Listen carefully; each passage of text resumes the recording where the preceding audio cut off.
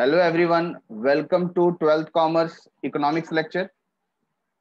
We are in chapter number 2 and we have completed with meaning, definition of utility, what is total utility and marginal utility and relationship between them. Today we are going to start with law of diminishing marginal utility, DMU. So come down to page number 12 in your textbook.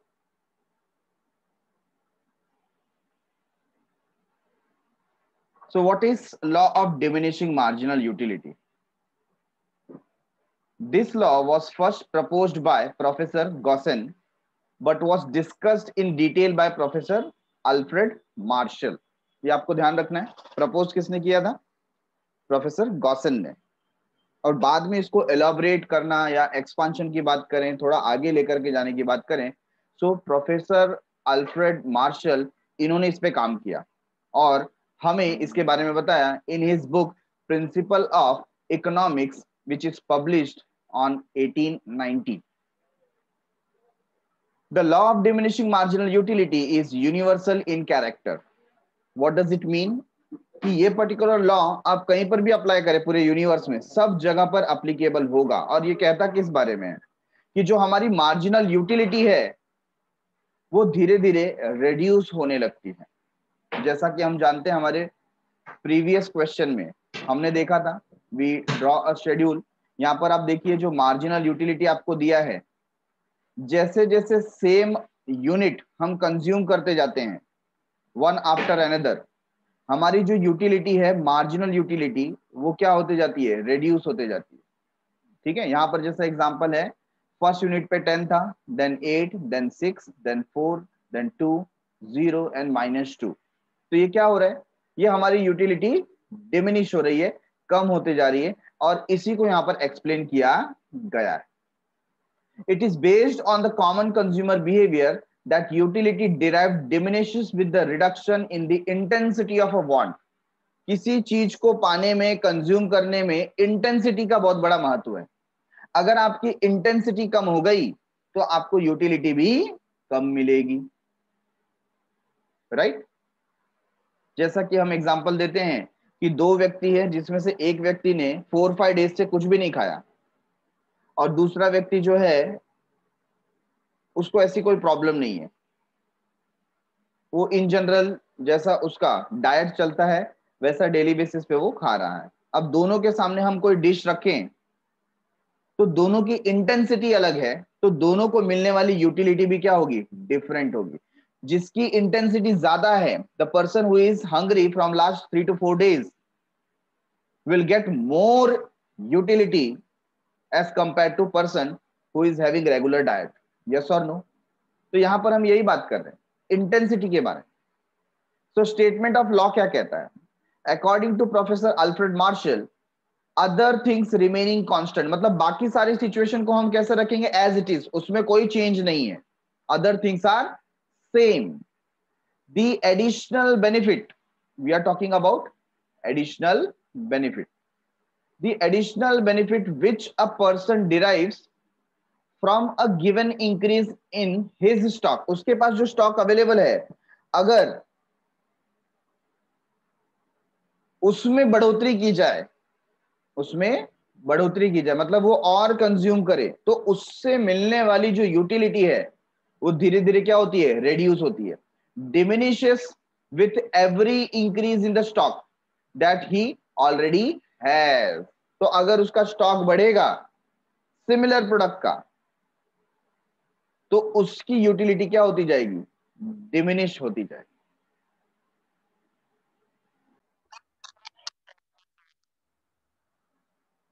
तो कोई भी एक particular stock आपके पास already available है और उसमें increment होता है, तो उससे रिलेटेड जो इंटेंसिटी है, इंटेंसिटी ऑफ वांट, वो क्या होती जाएगी? कम होती जाएगी। आप कोई म्यूजिक सुन रहे हो या आपको कोई सॉन्ग पसंद है, बहुत अच्छा लगता है, तो फर्स्ट टाइम आपने उसे सुना तो आपको बहुत यूटिलिटी मिली, second time, third time, fourth time आप सुनते गए, 50 टाइम्स 60 टाइम्स आपने उसको सुना, बट एक टाइम ऐसा आ जाएगा आप बोलोगे कि ठीक है अभी कुछ दूसरा सुनते हैं, है ना, कुछ नया सुनने का मन कर। क्यों? इनफ, ठीक है, बहुत हो गया। होता है कि नहीं होता है? तो it is universal in nature, आपको चेंज चाहिए। So in other words, marginal utility that any consumer derives from successive units of a particular commodity. Successive unit मतलब के बाद, आपने जितना कंज्यूम किया उसके बाद आप उसको और कंज्यूम करते जा रहे हैं, कंज्यूम करते जा रहे हैं, और उससे यूटिलिटी जो डिराइव हो रही है goes on diminishing as his or her total consumption of that commodity increases. तो जो वो कमोडिटी आप और कंज्यूम करते जा रहे हो उससे रिलेटेड आपका जो यूटिलिटी है वो रिड्यूस होता है। In short, the more of a thing you have the less you want to have more of it. मतलब जितना ज्यादा आपके पास वो आते जाएगा आपको ऐसा लगेगा कि मुझे और नहीं चाहिए। बेसिक एग्जांपल लेते हैं, कई बार होता है ना कि मॉम मार्केट से वेजिटेबल लेकर के आई और कोई ऐसा पर्टिकुलर वेजिटेबल है जो कुछ ज्यादा क्वांटिटी में आ गया, या कई बार लोग अपने नेटिव प्लेस जाते हैं तो अपने खुद के जो फार्मिंग है वहां से कुछ आपको मिल गए वेजिटेबल्स, या सपोज आपको स्वीट पोटैटोस मिल गए, है कि नहीं? तो क्या होता है, डेली बेसिस पे जब तक वो स्टॉक खत्म नहीं होता मम्मी वही बनाती है, और डेली का डेली बनता रहेगा तो आपको भी लगता है अरे कल भी वही खिलाया था, आज भी वही खिला रहे हो, बार बार वही खिला रहे हो, अरे कुछ तो चेंज करो, है कि नहीं? क्यों? ये मोनोटोनस हो गया, हम ऊब गए। तो ये जो होता है ना, हम ऊब गए, बोर हो गए, ये क्या होता है? Diminishing marginal utility. क्या होता है? Diminishing marginal utility.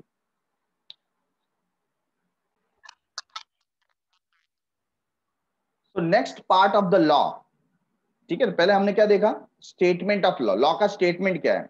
अब क्या देख रहे हैं हम? Assumption, next part, what is assumption. तो ये जो पर्टिकुलर लॉ था उसको स्टार्ट करने के पहले हमें एक वर्ड मिला था, क्या वर्ड मिला?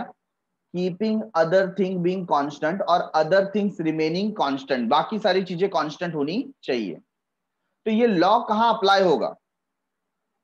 उसके लिए हमें कुछ एज्यूम करना होगा, मतलब वो जो एनवायरमेंट होगा उसमें हमारे कुछ एजम्पशन होंगे तो जाकर के ये लॉ अप्लीकेबल होगा, अदरवाइज ये लॉ अप्लाई नहीं होगा।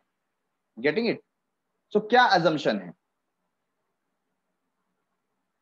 तो ये अजम्पशन पे जाने के पहले हम लॉ को समझ लें। लॉ क्या बोलता है? लॉ बोलता है कि कोई भी पर्टिकुलर स्टॉक अगर आपके पास ज्यादा है और उसमें इंक्रीमेंट हो रहा है तो आप नहीं चाहेंगे कि वो आपको और मिले, ठीक है ना? ये लॉ है। तो इसके लिए सबसे पहला पॉइंट आता है रैशनैलिटी। वो पर्सन कौन होना चाहिए? रैशनल होना चाहिए। कौन होना चाहिए? रैशनल। तो रैशनल का मतलब क्या होता है? What is rationality? रैशनैलिटी का मतलब एक ऐसा व्यक्ति जिसकी अंडरस्टैंडिंग कॉमन है, जिसका आईक्यू लेवल प्रॉपर है कि नहीं? मतलब जो सही डिसीजन ले सकता हो उसको हम क्या बोलते हैं? Rational person. अभी भी अगर क्लियर नहीं है तो मैं आपको बताऊंगा कि जिसको मेंटली जो चैलेंज्ड है या मेंटल इलनेस है ना, कोई कोई होता है ना थोड़ा सा पागल दीवाना लगता है हमको। तेरे नाम आपने देखा होगा तो सलमान खान की स्थिति कैसी हो जाती है कि नहीं? वैसा। तो वो पर्सन क्या रैशनल है? Answer is no. तो रैशनैलिटी का मतलब क्या हो गया? बहुत ही सिंपल सा एग्जांपल है। यहां पर हम कंज्यूमर के बिहेवियर की बात करें। किसकी बात करें? कंज्यूमर के बिहेवियर की बात। तो अगर कोई व्यक्ति रैशनल है तो उसके साथ ये लॉ अप्लाई करेगा, ठीक है ना? लेकिन अगर कोई व्यक्ति इनसेन है, पागल है, साइको है, तो हो सकता है ये लॉ उसके लिए अप्लाई ना करे। तो समझते हैं इसको। Consumer is assume to be rational. Rational मतलब प्रॉपर थिंकिंग वाला कंज्यूमर है, ऐसा हम समझते हैं कि जिसको हम ऑब्जर्व कर रहे हैं, है ना, जिसका ऑब्जर्वेशन हम कर रहे हैं वो व्यक्ति रैशनल है। It means that his behaviour is normal. वो अबनॉर्मल नहीं है, वो नॉर्मल है। And he tries to maximise his satisfaction. तो हर एक इंडिविजुअल का जो गोल होता है वो होता है maximising his satisfaction, maximising his satisfaction, और वो भी वही कर रहा है। अदरवाइज समझिए, इसका मैं एक कॉन्ट्राडिक्टरी एग्जांपल देता हूं। एक व्यक्ति जो ड्रंकर है, क्या है? ड्रंकर। ड्रंकर मालूम है ना? 4-5 पैग लगाने के बाद वो आपको डायलॉग देना स्टार्ट कर देता है, अगर तुझ में दम है साकी तो कुतुब मीनार को हला के दिखा, अगर दम नहीं है तो 2 गुट मार, मेरे नाल बैठ और कुतुब मीनार को हलता देख। है ना? ऐसे ऐसे वो शायरी मारने चालू कर देंगे। क्यों? क्योंकि अब उनको नशा हो गया। और क्या लगता है कि नशे की हालत में व्यक्ति सही डिसीजन ले सकता है, रैशनल थिंकिंग कर सकता है? आंसर इज नो, वो नॉर्मल नहीं है। कई बार आपने देखा होगा ना, व्यक्ति को नशा दिला करके उससे सब उगलवा लिया जाता है या उसकी प्रॉपर्टी ले ली जाती है, तो क्या वो सही डिसीजन ले रहा है? Answer is no. है ना? उड़ता पंजाब देखिए, कई लोग ड्रग्स के शिकार हो जाते हैं। तो जो व्यक्ति नशे में है, क्या वो रैशनल है? Answer is no. जो व्यक्ति पागल है, क्या वो रैशनल है? Answer is no. हम किसकी बात कर रहे हैं? हम बात कर रहे हैं नॉर्मल पर्सन की। ये लॉ कहां अप्लाई होगा? अगर वो व्यक्ति नॉर्मल है तो ये लॉ अप्लीकेबल होगा। ठीक है? So point number 1 is done, that is rationality. Point number 2, cardinal measurement.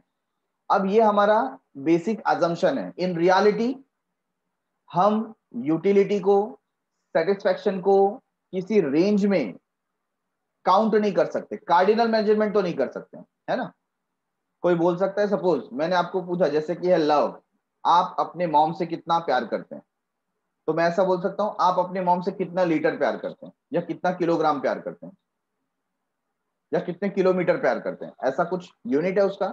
आप बोलेंगे बहुत प्यार करते हैं, बहुत प्यार करते हैं। बहुत मतलब क्या? आप कुछ ऐसा बता सकते हो कि नहीं, cardinally you can not measure. But हमको लॉ को आगे लेकर के जाना है तो हमको एक एजम्पशन रखना पड़ेगा। ठीक है ना? यहां पर जब हम यूटिलिटी को स्टडी कर रहे हैं तो कुछ ना कुछ क्वांटिटी बेसिस पे, है ना, क्वांटिटेटिव बेसिस पे हमको कुछ वहां पर रिकॉर्ड करना पड़ेगा। Hence we are assuming, it is not real, we are assuming that utility can be measured cardinally। cardinally मतलब नंबर्स में आप मेजर कर सकते हैं। जो हमने ऊपर देखा, फर्स्ट यूनिट खाने पर हमको 10 की यूटिलिटी मिली, सेकेंड यूनिट कंज्यूम करने पर हमको 8 की यूटिलिटी मिली। तो ये जो 10 है, 8 है, 6 है, 4 है, ये हम क्या कर रहे हैं? क्या रियली ऐसा होता है? क्या आप नंबर्स में उसको बता सकते हो? Answer is no, but we assume. तो जब तक आप एज्यूम नहीं करेंगे तब तक आप इस लॉ में आगे नहीं बढ़ पाएंगे। करेक्ट है? So the law assumes that utility can be cardinally or numerically measured। आप उसे मेजर कर सकते हैं। Hence, mathematical operations are easily possible। ताकि जो मैथ्स के रूल्स हैं, फॉर्मूलाज हैं, वो उसके ऊपर हम अप्लाई कर सकें, इसके लिए हमको उसको कार्डिनली मेजर करना पड़ता है। To know and compare the utility derived from each unit of a commodity, ताकि हमें पता चले कि हर एक कमोडिटी से आपको कितनी यूटिलिटी डिराइव हो रही है। Point number 3, homogeneity. ये रूल तभी अप्लाई होगा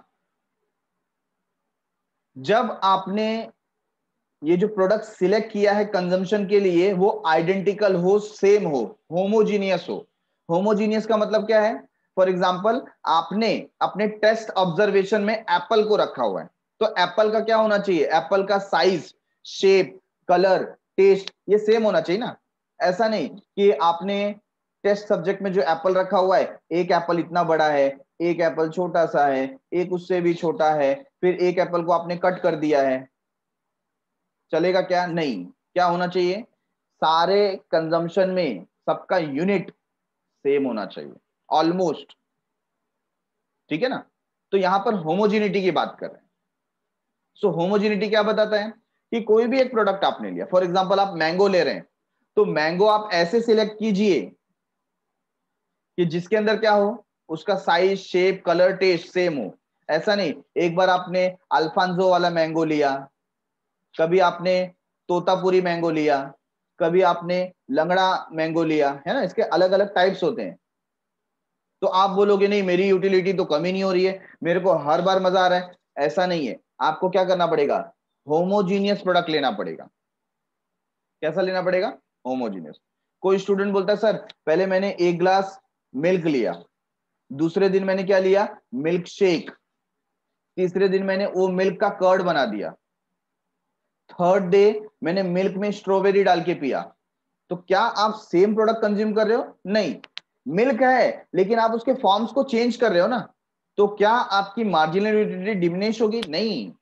कब होगी? जब वो होमोजीनियस है, सेम है, उसमें कोई चेंज नहीं है, उसका टेस्ट सेम है, कलर सेम है, साइज सेम है, शेप सेम है। तो ये लॉ को अप्लाई करने के लिए आप जो पर्टिकुलर कमोडिटी ले रहे हैं वो होमोजीनियस होना चाहिए। कैसा होना चाहिए? होमोजीनियस होना चाहिए।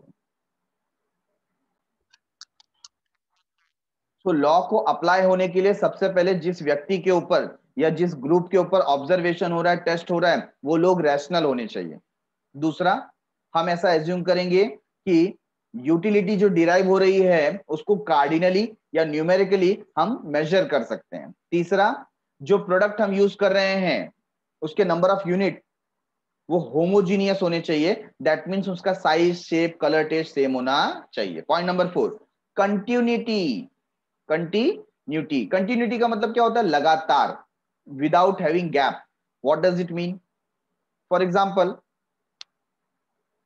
आपने कोई एक प्रोडक्ट सिलेक्ट किया कि ठीक है चलो मैं देखता हूं ये प्रोडक्ट में यूज करता हूं, क्या मेरी मार्जिनल यूटिलिटी रिड्यूस हो रही है? तो आपने क्या किया, आपने सपोज मैंगो को सिलेक्ट किया। किसको सिलेक्ट किया? मैंगो। अब एक मैंगो आपने आज खाया और एक मैंगो आप 10 डेज के बाद खा रहे हो, गैप आया कि नहीं आया? तो अगर ऐसा गैप रहेगा तो आपके ऊपर ये लॉ अप्लाई नहीं होगा। क्यों नहीं होगा? क्योंकि यहां पर चाहिए कंटिन्यूटी। क्या चाहिए? कंटिन्यूटी। कंटिन्यूटी का मतलब लगातार आपको कंज्यूम करना है कि नहीं? So all units of commodity are consumed in quick succession without any lapse of time. मतलब दोनों के बीच में गैप होना नहीं चाहिए, एक के बाद एक। जैसे आप लोग पानी पूरी खाते हैं, है ना, एक पानी पूरी खाया, दूसरा खाया, तीसरा खाया, और वो जो गोलगप्पे वाला है वो तो क्या लाइन लगा के रखता है, जब तक आपका एक खत्म नहीं होता तब तक आपके प्लेट में दूसरा भी आ जाता है। तो ये जो कंटिन्यूटी है, आफ्टर कंज्यूमिंग 5-6 प्लेट्स, फिर आपको लगेगा यस यस इनफ इनफ, ठीक है डन। किसी का कैपेसिटी ज्यादा होगा, ही कैन गो फॉर 10 और 12, ठीक है ना। तो यहां पर कंटिन्यूटी का मतलब क्या है कि जब तक आप वो कमोडिटी को सक्सेसिव कंजम्पशन नहीं करते हो, मतलब without any time gap consume नहीं करते हो, ये लॉ अप्लाई नहीं करेगा।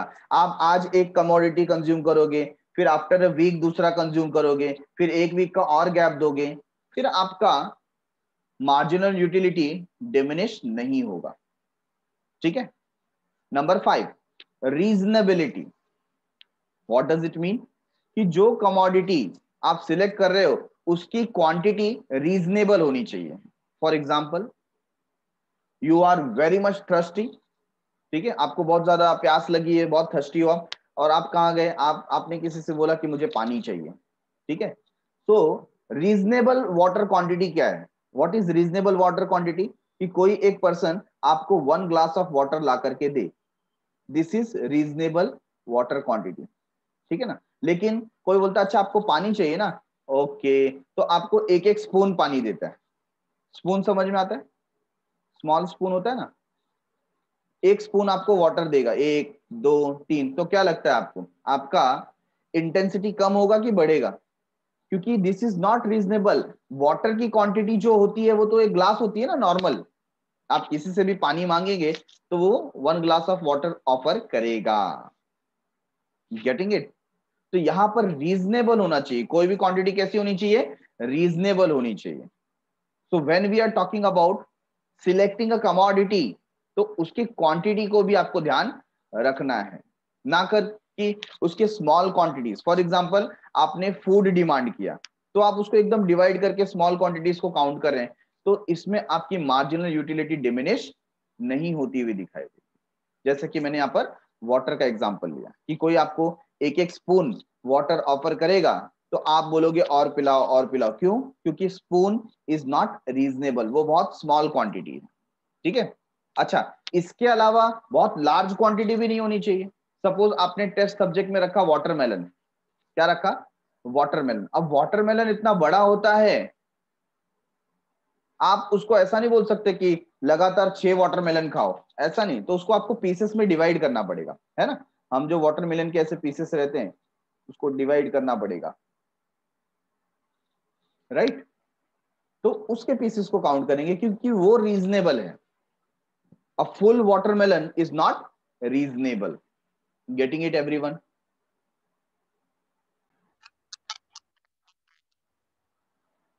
Point number 6, constancy. कॉन्स्टेंसी क्या है?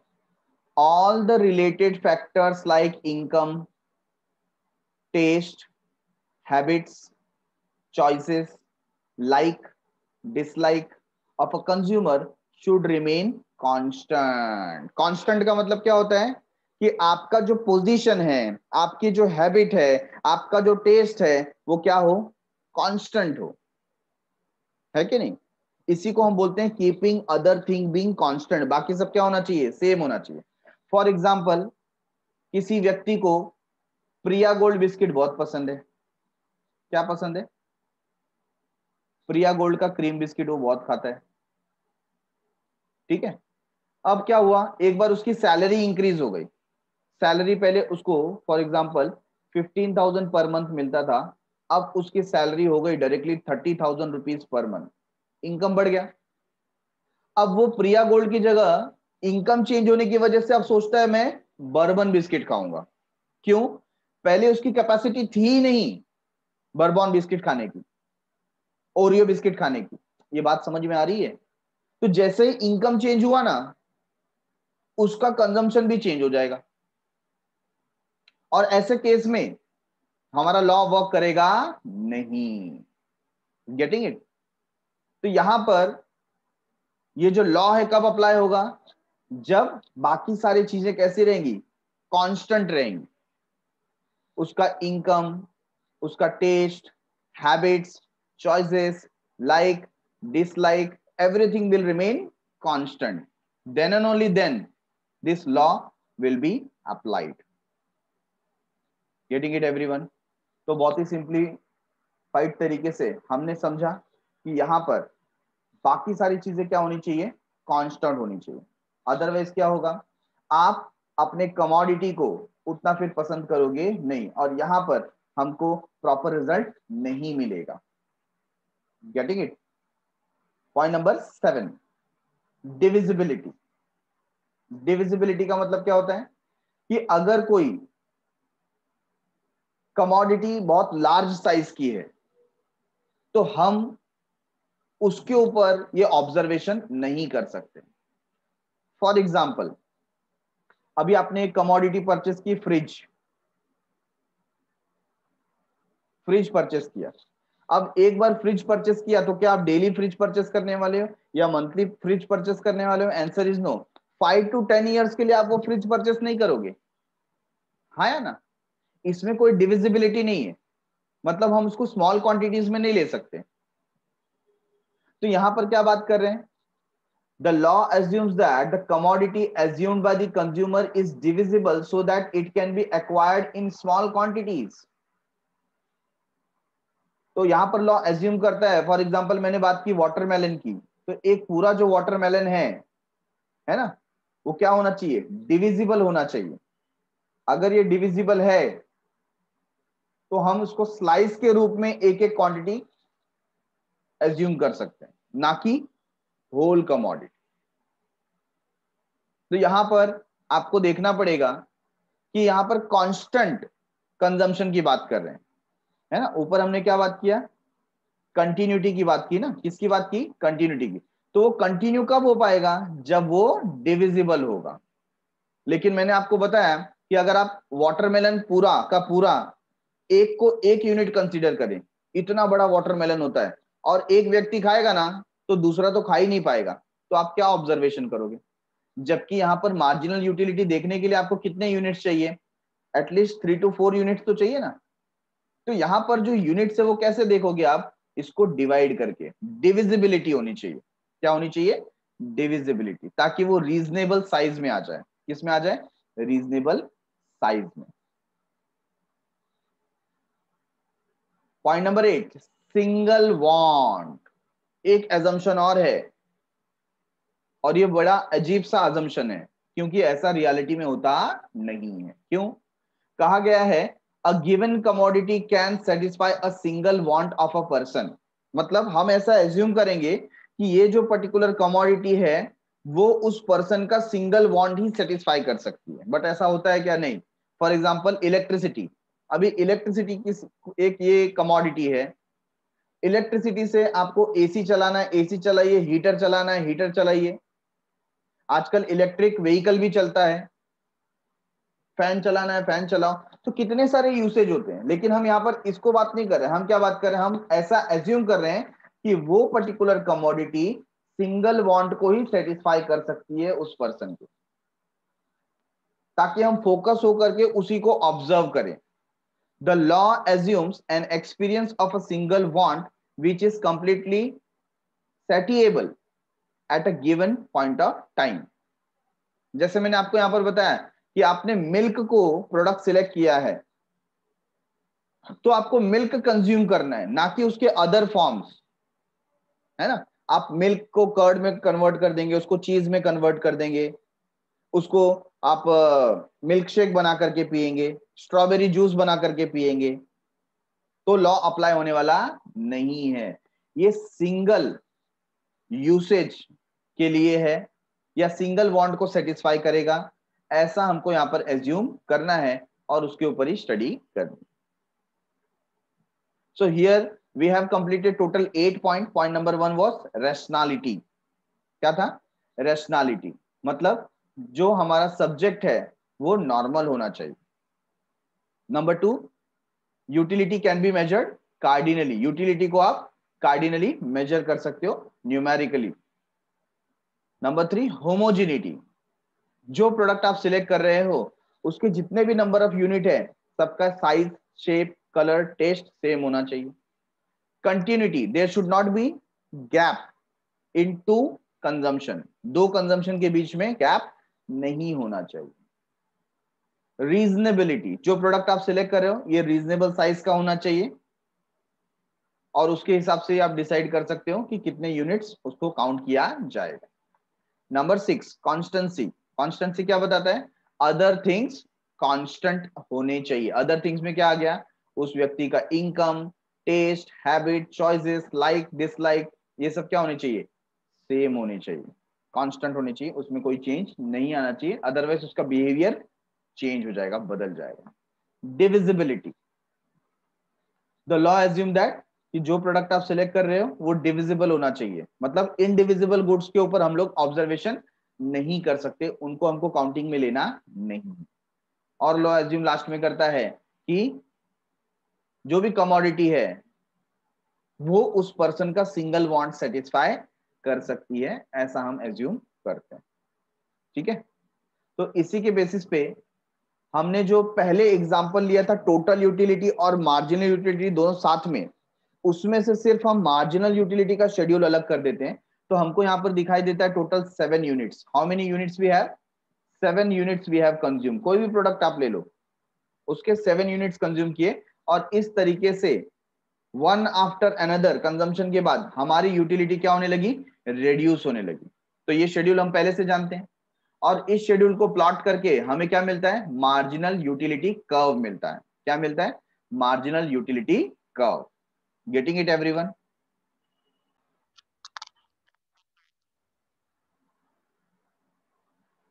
What is the explanation of this diagram? First of all, units of commodity X are measured on X axis. तो आप देख सकते हैं इसका जो X axis है ना, यहां पर ये क्या बता दिया है? यूनिट्स। हमने 7 यूनिट्स कंज्यूम किए, तो आपको क्या शो करना है यहां पर? Units of commodity X on the X axis. Various points, sorry Y axis का भी देख लेते हैं, and marginal utility is measured on Y axis. तो आप Y axis पे देखिए, ये जो Y axis है, ठीक है, वर्टिकली जो आपको दिखाई दे रहा है, ये क्या शो करेगा? मार्जिनल यूटिलिटी, जिसपे हमने नंबर प्लॉट करके रखे हैं from 2 to 10.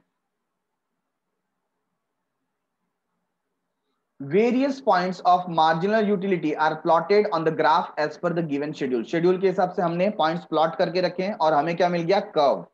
When the locus of all the points is joined, तो जब हमने उन पॉइंट्स को ज्वाइन किया, we derived marginal utility curve.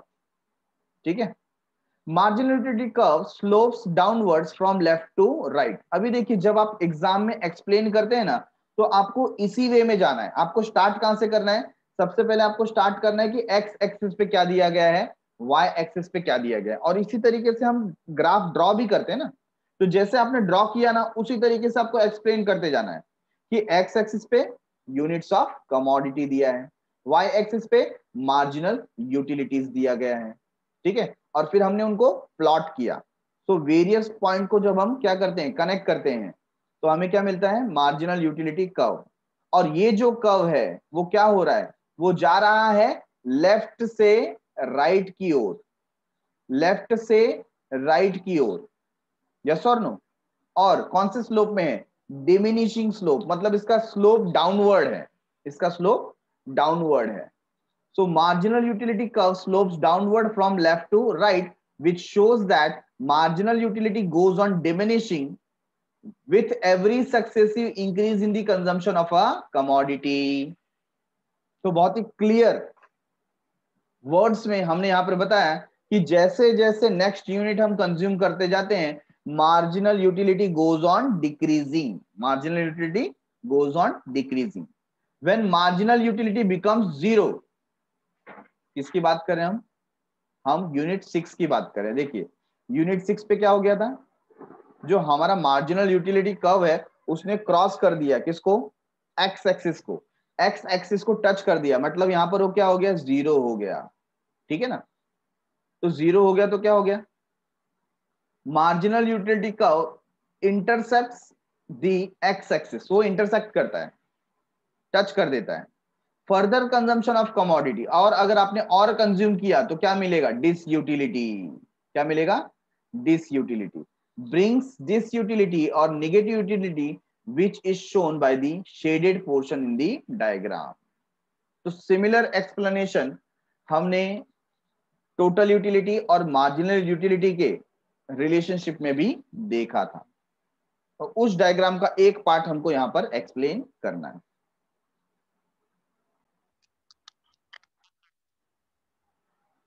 Next part of the law, and that is exception to the law of diminishing marginal utility. What do you mean by exception?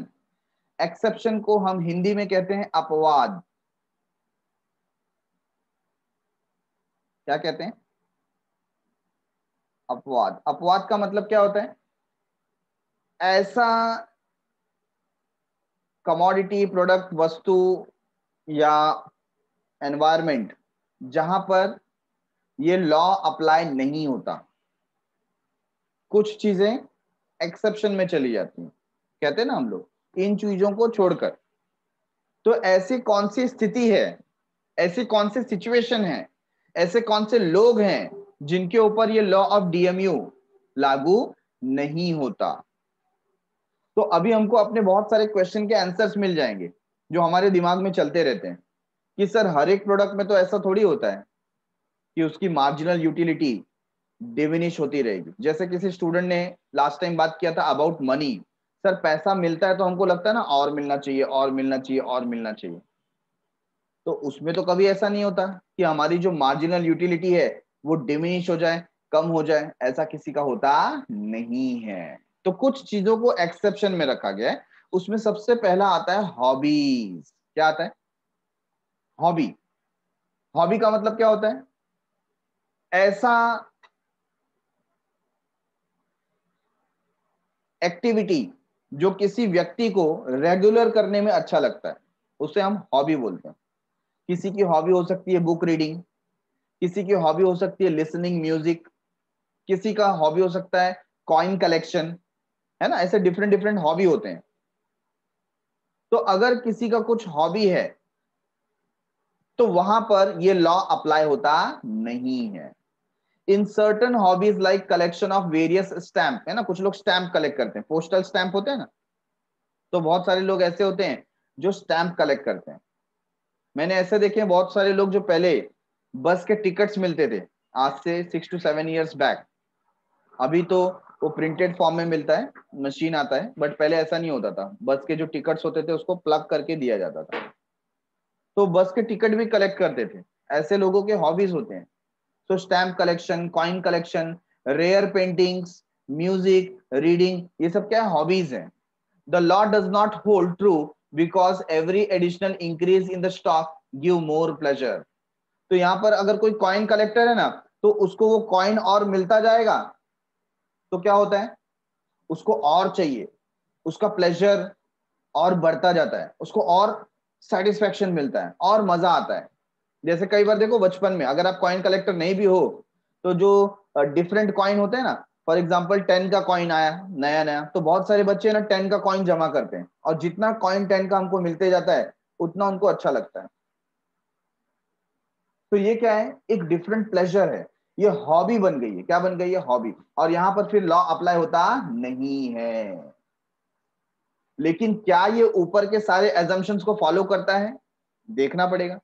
This increases the marginal utility. तो hobbies के case में marginal utility decrease होने की जगह increase हो रही है, उल्टा हो रहा है।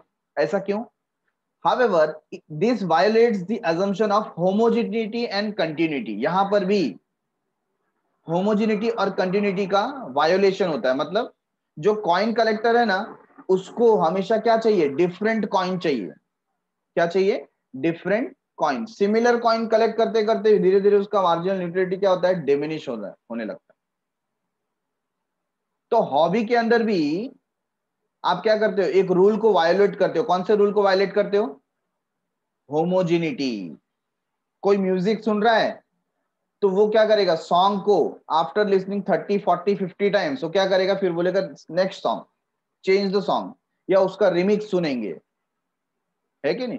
कोई बुक रीडिंग करेगा तो एक ही बुक 10 बार रीडिंग ऐसा नहीं करता है, उसको न्यू न्यू बुक्स चाहिए होता है। रीडिंग हॉबी है, बट वो होमोजिनिटी को फॉलो करता नहीं है। Getting it everyone? तो नंबर 1 एक्सेप्शन इज हॉबीज, लेकिन उसके अंदर भी एक रूल ब्रेक होता है। कौन सा? It violets assumption of homogeneity. तो ऐसा आपको एक्सप्लेन करना है। खास करके एग्जाम में आपको ये दोनों सिक्कों के पहलू बताना है। पहले आपको उसको साबित करना पड़ेगा ये एक एक्सेप्शन है, बाद में बताना पड़ेगा ये ऐसा क्यों है, क्योंकि ऊपर का जो एक एजम्पशन है ये फॉलो करता नहीं है, इसके लिए ये एक्सेप्शन में है। Getting it everyone?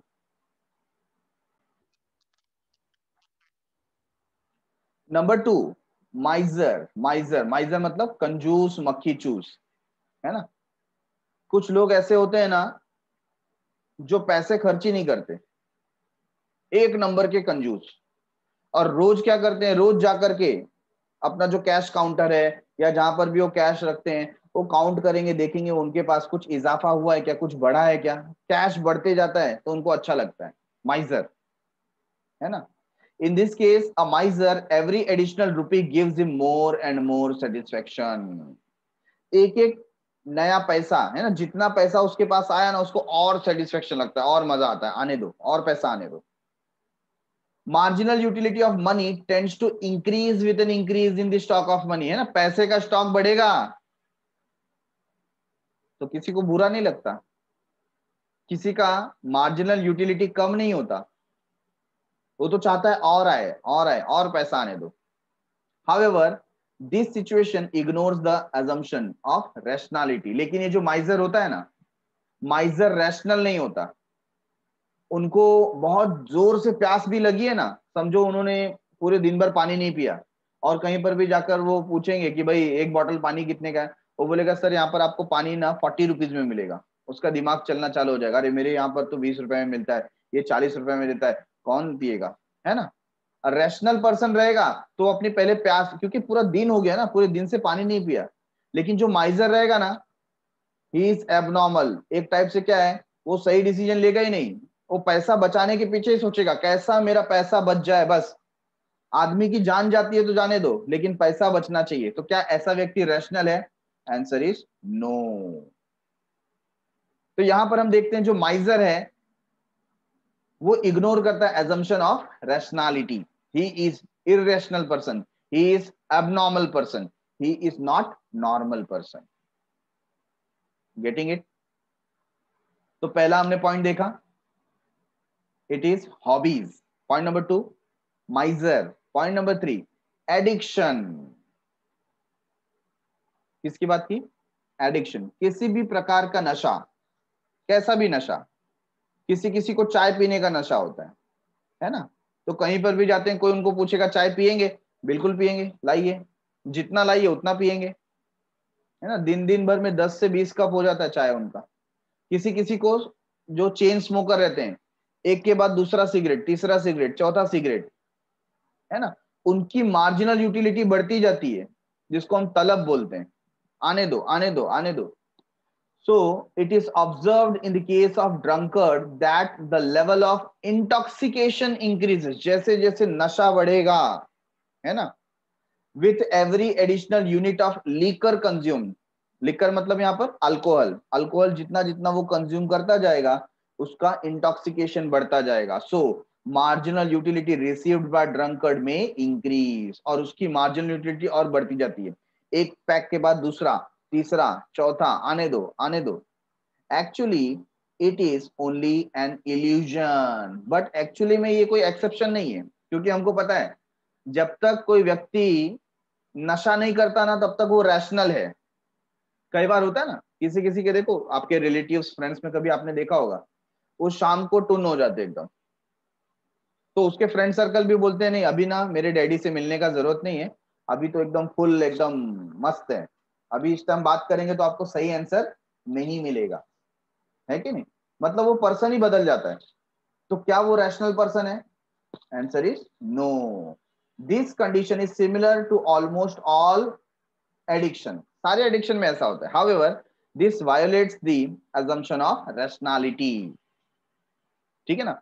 इसमें वो व्यक्ति ड्रिंक करने के बाद या कोई भी प्रकार का इंटॉक्सिकेशन लेने के बाद रैशनल रह जाता नहीं है। Number 4 power. पॉलिटिशियंस देखे होते हैं ना, जितना पावर बढ़े, जितना उनका डेजिग्नेशन बढ़े, उनको और अच्छा लगता है। हमारे नरेंद्र मोदी जी हैं, पहले वो एकदम आरएसएस के कार्यकर्ता थे, फिर धीरे धीरे वो चीफ मिनिस्टर बन गए, चीफ मिनिस्टर बनने के बाद वो प्राइम मिनिस्टर बन गए, प्राइम मिनिस्टर के बनने के बाद अब वो वर्ल्ड लीडर बनने की कोशिश कर रहे हैं। तो ये क्या है? पावर। क्या है? पावर। और पावर जितना आते जाए उतना कम है, जितना आते जाए उतना कम है। This is an exception to the law because when a person acquires power, his lust for power increases. उसका जो लस्ट है पावर के लिए वो इंक्रीज होते जाता है। He desire to have more and more of it, और उसको क्या होता है? और ज्यादा चाहिए, और ज्यादा चाहिए, है ना? सिमिलरली मैं आपको इसका भी एग्जांपल दूं कि जो हमारा गांधी नेहरू परिवार है, हाँ गांधी है नेहरू है, वो थोड़ा कंफ्यूजन है, बट ये जो परिवार है वो पावर को अपने पास ही रखे रहता है कि नहीं? जब से नेहरू परिवार आया है तो नेहरू, उनके इंदिरा गांधी, राजीव गांधी, फिर सोनिया गांधी, फिर राहुल गांधी को बना रहे हैं, तो पावर को जाने देना नहीं चाहते। However, this again violates the rationality assumption. ये भी क्या करता है? एक रैशनैलिटी जो है ये खत्म कर देता है। आप पावर के आवेश में सब कुछ भूल जाते हैं। कुर्सी आपको चाहिए, पावर आपको चाहिए, तो आप कुछ भी करा बैठोगे। अभी बीच में एक जो इंस्पेक्टर थे, आप लोगों को मालूम होगा, यहाँ पर ताज होटल पे जो हमला हुआ था, है कि नहीं, कसाब वाला। तो बाद में उसने इसमें खुलासा किया कि कहीं ना कहीं कांग्रेस पार्टी और पाकिस्तान के बीच में डील हुई थी, और ये कांग्रेस के द्वारा ही रचित था, ताकि लोगों में डर का माहौल बना करके सत्ता वापस हासिल की जा सके। तो देखिए पावर में लोग क्या हो जाते हैं? अंधे हो जाते हैं, कोई भी डिसीजन ले लेते हैं, है कि नहीं? तो यहां पर कौन सा कंसेप्ट है? रैशनैलिटी वायोलेट करता है। आपको हर बार इस पर्टिकुलर स्पेसिफिक क्वेश्चन में ये दो एस्पेक्ट दिखाने पड़ेंगे। पहले उस पॉइंट को आप जस्टिफाई करो कि ये एक एक्सेप्शन है, बाद में आप बताओ कि नहीं नहीं ये एक्सेप्शन नहीं है, ये तो वायोलेशन है। ये बात समझ में आई क्या? हमने देखिए हर एक पॉइंट में ऐसा किया किया कि नहीं किया? आप देखिए पॉइंट नंबर 1, हॉबीज में क्या वायोलेट कर रहा था? होमोजिनिटी। माइजर में रैशनैलिटी। एडिक्शन में रैशनैलिटी। पावर में रैशनैलिटी। अब बात करते हैं विटामिन एम, मनी, है ना, पैसा। पैसा सबसे इंपॉर्टेंट है, जिसकी हम बात कर रहे थे कि कितना भी आए हमको कम ही लगता है, क्योंकि हमारे वांट्स जो है वो अनलिमिटेड है, और हमें लगता है कि कहीं ना कहीं हर एक वांट को सेटिस्फाई करने की पावर किसके अंदर है? मनी। पैसा आएगा तो काम होता जाएगा, आने दो आने दो आने दो। So it is said that the marginal utility of money never becomes zero. इसका जो मार्जिनल यूटिलिटी कभी जीरो नहीं होता। क्या नहीं होता? जीरो नहीं होता। It increases when the stock of money increases. जैसे जैसे पैसे का स्टॉक बढ़ेगा लोगों को और सेटिस्फेक्शन मिलता है और इंटेंसिटी बढ़ती है। This is because money is a medium of exchange. क्योंकि मनी अपने आप में कमोडिटी नहीं है, ये एक मीडियम ऑफ एक्सचेंज है। Money is not a commodity, money is what? It is medium of exchange which is used to satisfy various wants, जिसके थ्रू आप बहुत सारे वांट को सेटिस्फाई कर सकते हैं। यस और no? However, according to some economists, this law is applicable to money too. लेकिन कुछ इकोनॉमिस्ट श्योर के साथ बोलते हैं कि भाई ये ऐसा नहीं है कि लॉ ऑफ डीएमयू मनी के ऊपर अप्लाई नहीं होता है। होता है सर। कैसे? वो इस तरीके से कि फॉर एग्जांपल आपको कॉलेज का फीस पे करने के लिए आपके पेरेंट्स ने एक अमाउंट दिया, फॉर एग्जांपल 5000 रुपीज, और आप जा रहे थे, कुछ ऐसा हुआ जिसकी वजह से यू लॉस्ट दैट मनी, कहीं गुम हो गया, गिर गया, किसी ने चोरी कर लिया, है ना, आपका वॉलेट कहीं छूट गया, ऐसे किसी कारण की वजह से आपका 5000 रुपीज चला गया। It's a sad thing. Yes और नो? सिमिलरली मुकेश अंबानी का जो बेटा है, हम एज्यूम करते हैं कि अगर वो आपके एज में है और उसके भी डैडी ने उसको 5000 रुपीज दिया है, उसका भी मनी लॉस्ट हो गया, क्या दोनों के सैडनेस का इंटेंसिटी सेम होगा? क्या लगता है आपको?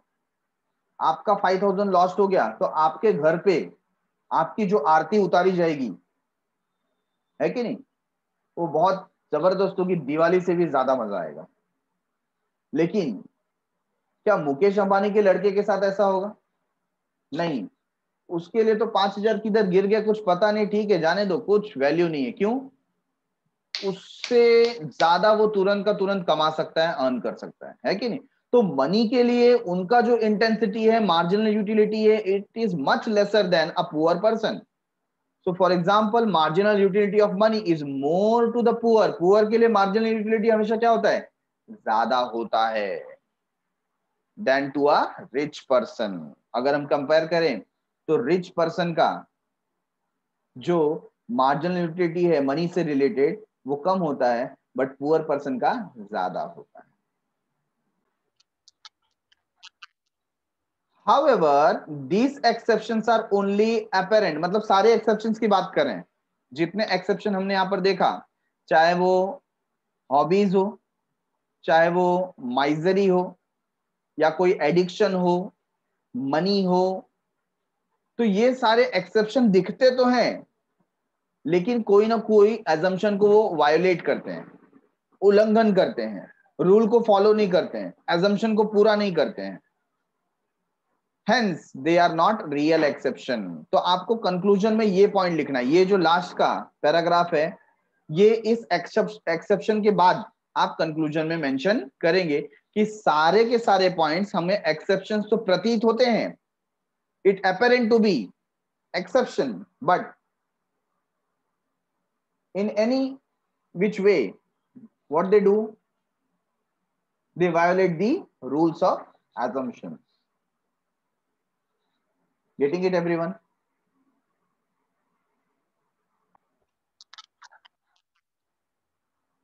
Last part of the law, law का जो लास्ट पार्ट है ना वो क्रिटिसिज्म पे फिनिश होता है। क्रिटिसिज्म का मतलब क्या होता है, जब ये लॉ आप प्रस्तुत करते हो ना, तो आपके साथ वाले जो भी साइंटिस्ट हैं, डेटा साइंटिस्ट आप कह लीजिए, या जो भी ये सोशल साइंस के मास्टर्स होते हैं ना, वो उसको क्रिटिसाइज करते हैं कि ये जो लॉ आपने बनाया है वो कहां पर ठीक नहीं लगता, मतलब प्रॉपर फिट नहीं होता, क्या प्रॉब्लम्स है।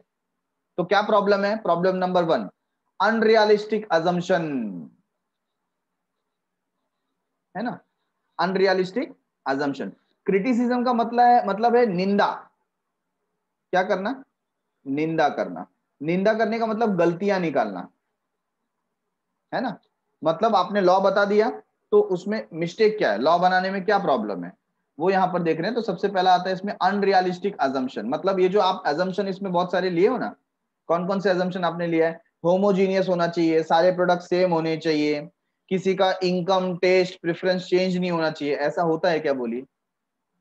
एनवायरनमेंट में कुछ ना कुछ चेंजेस तो होंगे ना, किसी का इनकम चेंज होगा, किसी का टेस्ट चेंज होगा, किसी का प्रेफरेंस चेंज होगा, प्रोडक्ट हर बार सेम नहीं मिलेंगे।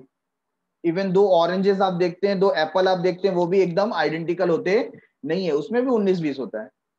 So the law of diminishing marginal utility is based upon various assumptions like homogeneity, continuity, constancy, rationality। ये सब अनरियलिस्टिक है, ऐसा हमेशा होता नहीं है। But in reality it is difficult to fulfil all this condition at a point of time. मतलब सारे कंडीशन एक ही समय पर सेटिस्फाई हो सकते हैं क्या? नहीं हो सकते ना, बहुत डिफिकल्ट है कि आप कंटिन्यूटी का भी पालन करें, कॉन्स्टेंसी भी हो, रैशनैलिटी भी हो, होमोजेनिटी भी हो, ऐसा एक ही समय पर कैसा हो सकता है?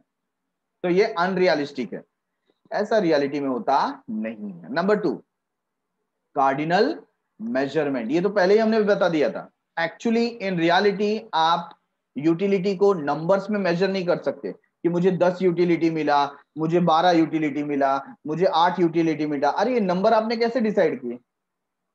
और 10 ही क्यों डिसाइड किए? 100 क्यों नहीं डिसाइड किया? 1000 क्यों नहीं किया? कोई ऐसा क्वेश्चन कर सकता है ना? Why not 800? Why not 50? आप 200 में से सिलेक्ट कीजिए ना। तो इसका कोई ऐसा बेसिस है क्या? नहीं है। The law assumes that utility can be expressed cardinally, so it can be added, compared and presented through a schedule। Schedule के थ्रू हम प्रेजेंट कर सके हमारी सहूलियत के लिए, ताकि लॉ को लेकर के हम आगे बढ़ सके, मैथमेटिकल फॉर्मूला उसके ऊपर अप्लाई किया जा सके, उसका ग्राफ बन सके, चार्ट बन सके, शेड्यूल बन सके। तो हम ऐसा एज्यूम करते हैं, but in reality cardinal measurement of utility is not possible because utility is a psychological concept। ये आपकी मानसिक स्थिति है, एक साइकोलॉजिकल कंसेप्ट है। ये कोई यूनिट नहीं है, कोई प्रोडक्ट नहीं है कि जिसे हम काउंट कर सकें। Yes. Point number 3, indivisible goods. जैसा कि हमने बात किया था कि एजम्पशन में डिविजिबल गुड्स के ऊपर ही अप्लाई होता है, लेकिन अगर गुड्स इनडिविजिबल होगा तो the law is not applicable to indivisible and bulky goods like refrigerator, car, TV sets etcetera. इसके ऊपर तो अप्लाई नहीं होगा, तो आपका लॉ यूनिवर्सल नहीं है, क्योंकि इन प्रोडक्ट के ऊपर वो अप्लाई होता नहीं है। यस, ठीक है ना।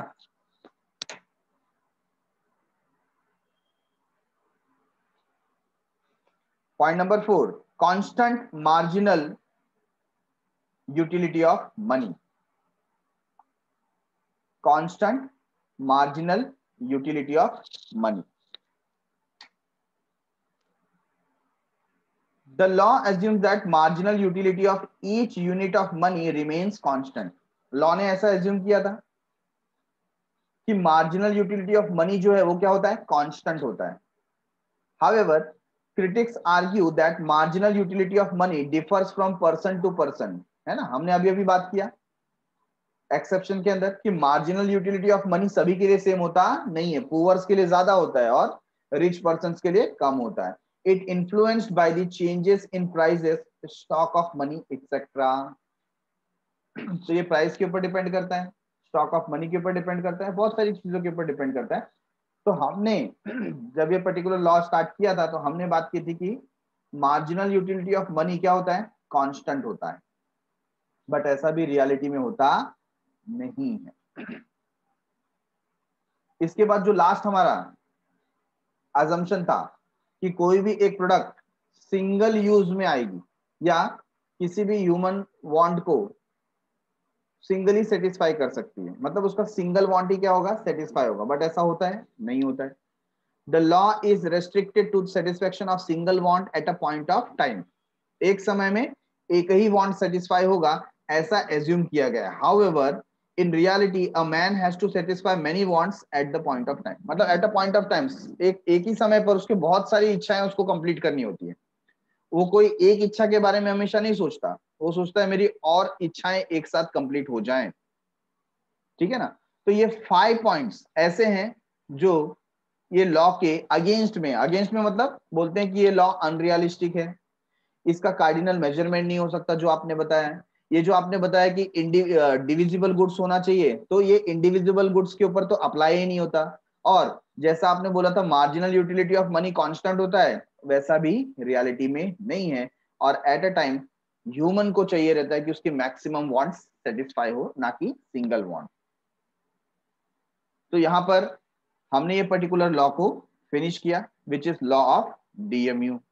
I hope you have understood each and every point of the same.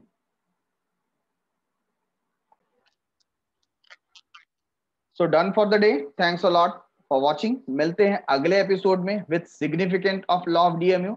तब तक के लिए बाय बाय, शुक्रिया, शब्बा खैर, सायोनारा, बाय बाय एवरीवन।